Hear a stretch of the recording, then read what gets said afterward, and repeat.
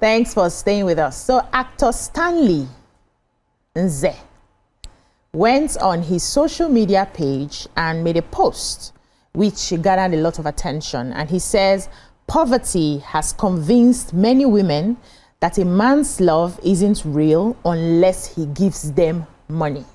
And so he brought up a conversation. Many people were for and against. That's not true. A man's love is pure. Why are women always waiting for money? It's because they don't have. It's because they cannot make their own money. And we decided to jump on it this morning and talk about it. What do you think about this? A man's love. It's poverty that has made a man's love without money look like it's not real love. And I know that many of you people married for love on this table. But we're a different generation, actually. Okay. And even at the time when I was getting married for love, there was already conversations around the fact that, can he take care of you? Can he? What does he do? So that's always a question of, is this person responsible? But in most cases, we want to know how well, how do we know if someone really loves you? Is the sacrifice he's willing to make for you.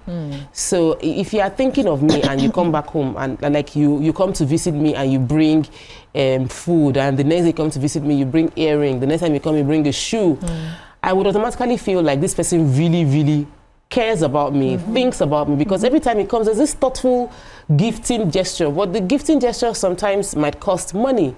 And so, and as the world has become, the younger generation have become more materialistic in how they are weighing showing of affection, we're no longer taking the letter as a show of love. You know, before they would write us one very long letter written from a heart of love with a pen dipped in the ink of my blood, and you know, all those things that would shock you. And they would write a very long, like someone drank off. They would write a very long, like, I was thinking of you. I woke up this morning and I remembered you, and I thank God for you. As I was going to eat my lunch, I just thought about it and I felt, have you eaten? And you know, somebody will write that and bring it to you, and you feel, oh, so much love. But you give a young girl that kind of letter and it's like, now this one I want chop.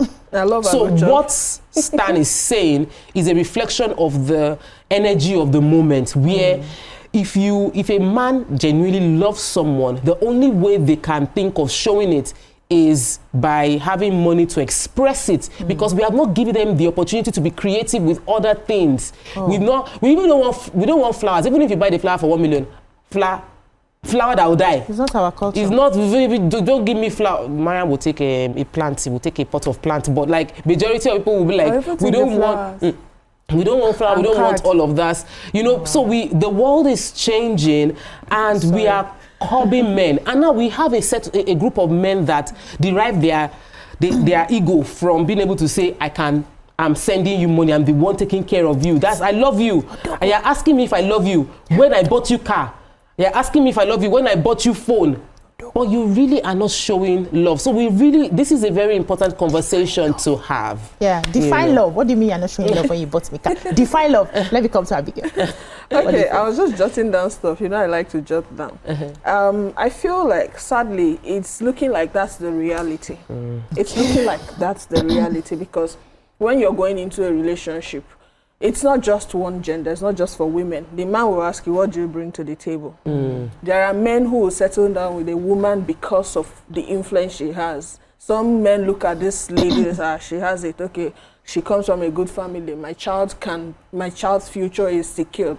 So it's not just the woman or the man alone. But I just feel that this particular statement is cliche. It's the lies we tell ourselves that it's because of money that the guy loves you. And we know deep down that if that money is not even the love. Most people who do that, they know it's not love, because they just want to lie to themselves and accept that, okay, at least there's something I'm benefiting, because it's better to be crying in a Bentley than laughing in keke and all that. So I also feel that sometimes I feel women have learned a lot from their predecessors, the ones who came before them.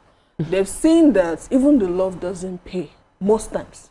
Some people, They will ask you, my mother enjoyed with my father, she went to the market, we were eating one food once a day. Where did he pay off? My father still married another woman. Yeah. So it's better for me to eat the money and know that I'm eating this money, you know. So they'll say, live love. You know, Davido said, love is sweet, but when money enters, it is the truth. We that are women, we are wired in such a way that once you, even if you don't like the man, with time, if you're seeing those things, you just gravitate naturally. It will warm up to the person. So if they are giving you gifts, even if you don't love the person, you will just love naturally, you know. So your love will blossom. It does. So relationship have become very transactional these days. It has become very, very transactional. And people go into relationships for what they can get. Sadly. In fact, love is even the last now. I don't think people see love first. They will see, okay, now some people will say, can she raise my family? Is she good enough to bear my last name? Okay, what does she bring to the table? Okay, love. You know, like love is the last love is now the last. That's what it's strictly my opinion. Love looks like the last thing on the table right now. Because you've seen people that are in love and then things didn't work out. So you're thinking, let me not lead with that. Let me demystify a few things. Okay. In Nigeria, you know, when we have these conversations, we should localize it. Yeah. In Nigeria, if a person sends you a bouquet of flowers, real flowers, not poor, I can assure you. Yeah, it's not poor. It's so in both that they will pluck it from the ground and maybe it's the least that person. But if a Nigerian sends you flowers, it's money. It's money. Does Because that mean he loves you? No, I'm just saying because it was an example of someone who does not have money that gives you flower. No, not that. Not in Nigeria. In Nigeria, if they go to the flower shop and ask them to put together a bouquet of flowers for you. A good, yeah. So No, it wasn't an example for not having money. It's an example for they'll say, am I going to eat the flower? Yeah. Yes, I don't want to eat the flower. I want to eat. Yeah. I want you to give me something. No, but okay, which is Yeah. also if you're looking for money, then you'll be looking for the green flags that this person may have money. Give us so some. if the person can give you flower, okay, maybe there's money behind this. Yes. You know, Green flag. I don't know if asking for money is because of poverty. And I don't know if asking for money is the word I want to use. Let me say generosity. And generosity can come in any form. So giving money and things like that. I feel if a man is not generous towards you, I don't think he loves you. I feel that way. Okay. And I remember a particular conversation. I was much younger and I don't know why we're talking about it. It just came to mind. I remember my mom talking to one of her sisters. They were talking about a cousin, and she had visited his wife, you know, and they got talking. And the wife said, do you know your cousin hasn't bought me anything before? He has never bought anything. And they were newlyweds. She says even small earrings he's never bought for me. Woo. And they were surprised. Why is that? She says, well, she understands that things are really tough. So these are people who did not have money. Okay. They knew, so nobody was deceived into anything. They understood that these were people that are going to start from the ground up. I remember my mom saying, no, we need to talk to him. Even if it's a little biscuit on your way back, you know, you give it to him and you make sure you give it to her. So this act of generosity is important. So when because many times men may want to put it under is because she wants something. She wants money. That's why she does not know. But sometimes generosity is a red flag, is a green flag. It says, okay, you're thinking about me. It's not even how much money. That one is a different conversation. But many times, not even how much money you give the person. Is that you took the time. Yeah. You hear some people say, you know, I remember one of my friends when we were in school. She would talk about her boyfriend. She says, he's so different. You know, when I had cramps, I went to his hostel. He warmed water for her. He did all these things. Like, how many boys even know what to do? And she kept on. I remember, had a lot more money than that particular boy. And they dated throughout because of his thoughtfulness. Is that generosity? So many men, because you don't have money, then you don't show any form of generosity in any sense. Then you say, she does not like me because I don't have money. How else have you shown her generosity? How else have you shown her that you're thinking about her? I don't have money now. There are some men that have married like the biggest, baddest babes in money and everything because of their words, because of their kind thoughts towards the person. And person, when we say potential, what do we mean? It does not mean that I'm looking at your account and it's looking like, it will rise tomorrow. No, it's showing, you know, that there are things that you are doing. Who you are. Either work, either, you know, hard work, either a job that you have, and also how you see thoughtfulness, how you see me. You know, he does not have anything to see this man. Oh, he bought me this bag. It's fake. Oh, it's fake. You now be sad for him that that's what he can afford, but you keep it aside because it's the thought that counts. So, guys, so sometimes it's not about just money.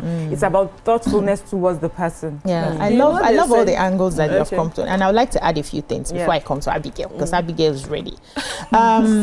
This is something that I've always told people. I say we have all been lying to ourselves, and the earlier we wake up, the better. When I hear things like things are now transactional now, I laugh. Things have always been transactional. Relationships have always been transactional. It just was not in monetary form. You know, we're sitting back and saying a lot of women are now beginning to demand, what do you bring to the table? If you don't have money, I'm not going to. Men have always calculated. See, all this love that we are lying to ourselves that they married us for love. Trust me, our husbands did not just look at love when they wanted to marry us. They looked at our capacities. They looked at what can this person do? How can this person hold my home? How can this person carry my child? How can this? Deep. Men have always been calculative. It's now women are beginning to calculate. Men from inception have always been calculative. Once it's time to settle down, there are certain things that they don't just marry you because they love you. That love has grown something. There's something they had checked for them to invest their love in you. Men have always been calculative. I will take it to the bank and collect good money on this. Men have always been. How dare you disagree with me? Men have always been calculative. From the time marriage started, from the days of old, they had reasons for marriage. Maybe don't say men. No, men. Because even the families are calculating. Thank you. Women are waking up to the calculation now. That's what we're seeing, and that's why many men are now shouting that they now want you to have this, they want you to have that. Men have always wanted you to have certain attributes before you put you in the house. So those attributes, what is it? It's not transaction. It may not be monetary. But they are attributes that they are looking for. Where did this phrase, wife material, come from? Wives also have their strategy. Women also have the strategy. They've always done it. I think it's the point you're trying to make. Women now have never really done it the way men are doing. They are beginning to do it now. And that's why people are shouting. Because you know how marriage started in the first place was many of the times women were being betrothed. I'm taking it back to history now. You know, families will make the conversation on your behalf. Yes, and in those conversations that they're having, they're negotiating. What is this family giving to me? It has always been transaction. Now we moved it to I now fell in love with this person. Maybe they betrothed you, but you don't like the person. Women now started going for love. But now looking back, they now realize that the love has not paid a lot of people. So why do I just put only the love? Or they now started, even though the love was there, I cannot love a mad person. Get me? I cannot love a mad person, right? For me to even love you, to give you a chance to love you, I have calculated some things. And that's transaction. Because there were many people in my front. I loved one person. You think I did not calculate what I was going to benefit from that? We just don't voice it out. But it has always been there. We'll take a short break. When we come back, we'll continue this conversation. Stay with us.